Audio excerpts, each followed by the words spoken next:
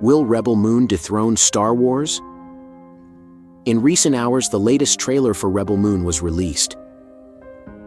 The long-awaited film by Zack Snyder, which aims to dethrone Star Wars as the favorite space adventure, transporting us to the difficult life of Korra, a mysterious warrior who will try to fight against a cruel military group. In this video, we will be analyzing the trailer and talking about everything you should know about this movie. And for more videos of your favorite series and movies, don't forget to subscribe to this channel. Welcome to the Oasis Geek. To understand the trailer, we must first start with the description of this movie. It says the following. From director Zack Snyder, the filmmaker behind 300, Man of Steel, and Army of the Dead, comes Rebel Moon, a two-part film event with decades of preparation. After crashing on a moon in the farthest reaches of the universe, Korra, played by Sofia Boutella, a stranger with a mysterious past, begins a new life among a peaceful group of farmers.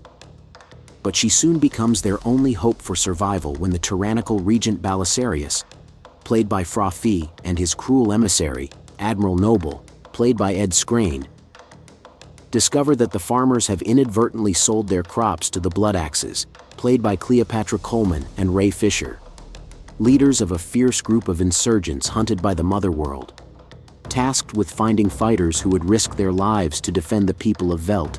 Korra and Gunnar, played by Mikael Huisman, a kind-hearted farmer, and naive to the realities of war, travel to different worlds in search of the Blood Axes, and assemble a small band of warriors who share a common need for redemption along the way.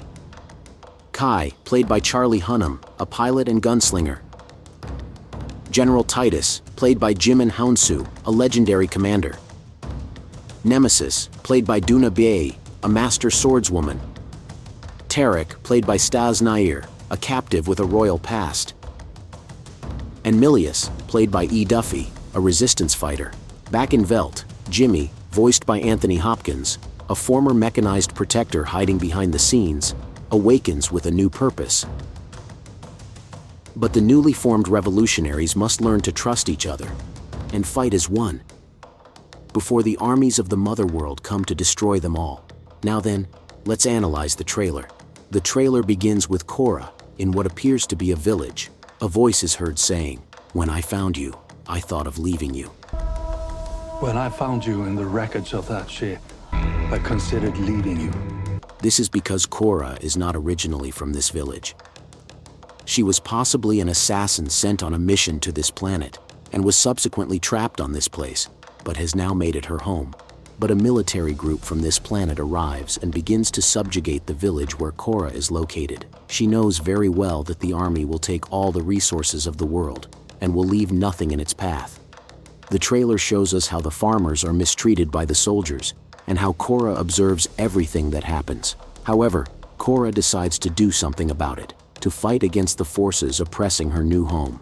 The trailer shows us Korra on the battlefield, as she mentions that she is a child of war.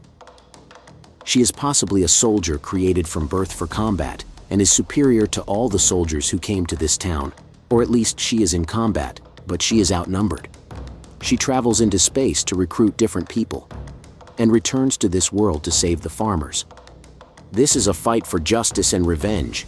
We see different species of aliens and planets, where Korra goes to recruit her group, possibly assassins who worked with her in the past. But now she wants to be a revolutionary and confront this dictatorship. Then we hear how the leader of the soldiers says that she is the greatest fugitive in the universe, possibly after escaping or falling into that world of farmers. I have found her, the most wanted fugitive in the known universe. The trailer also shows us who appears to be the supreme leader of that world, one that is augmented with technology. This would be the beginning of not only a two-part story, but a whole universe from which other movies, animated series, or even books could come out of. It is believed that Rebel Moon seeks to compete directly with Star Wars, and it is no coincidence, as Zack Snyder himself has mentioned, that he was inspired by that franchise to create this film, but that it will have a more adult and complex approach. In fact, a few years ago, Snyder approached Lucasfilm with the intention of directing a Star Wars movie, but was eventually rejected. An opportunity that Netflix seized to develop this ambitious space opera. Beyond the sci-fi epic, Rebel Moon seems to go for a darker and more adult narrative than Star Wars. The protagonist Korra has a shady past in the oppressive forces, now seeking redemption. This gives cause to explore themes of gray morality and characters with internal dilemmas. Snyder has made it clear that Rebel Moon will have more violent and mature cuts. This will give it a serious, visceral, and even somber tone at times. We'll have to see how far they go in terms of bloody action and heavy themes. Another interesting aspect is the exploration of different planets and civilizations, a galaxy with rich cultures and alien races. Although the film focuses on Korra's story, this universe has much more to explore and expand in future projects. In the past, Zack Snyder has been mistreated by several companies who changed his vision in films, as happened in the case of Justice League, or simply tried to limit his ideas. Zack Snyder is one of my favorite directors, and I already want to see what his creativity looks like without restrictions, as this is his story, and he has total control.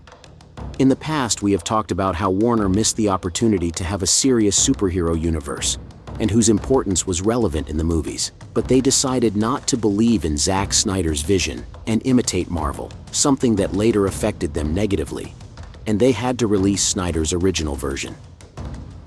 I think the fans of this director know the potential that other studios passed up, and they know that this story will be the beginning of something much bigger. Maybe Zack Snyder didn't succeed in fighting with the studios for the creative changes he wanted in those stories, but being an original story, he has a lot more freedom. Now I must give my opinion on what I mentioned at the beginning of this video. Will this be the series that will dethrone Star Wars? The reality is that Star Wars is the foundation of modern science fiction and could not directly replace it. But in recent years, the quality of Star Wars productions has declined, and the stories have remained stuck in the same era. Disney doesn't dare to move away from the Skywalker story, and the same formula has become repetitive. Rebel Moon, while I don't think it will replace what we know as the original Star Wars, it could represent a pretty strong competition to the current Star Wars, and that's something I consider a good thing. But tell me, what are your thoughts about all this? Did you like the trailer? And for more videos of your favorite series and movies, don't forget to subscribe to this channel.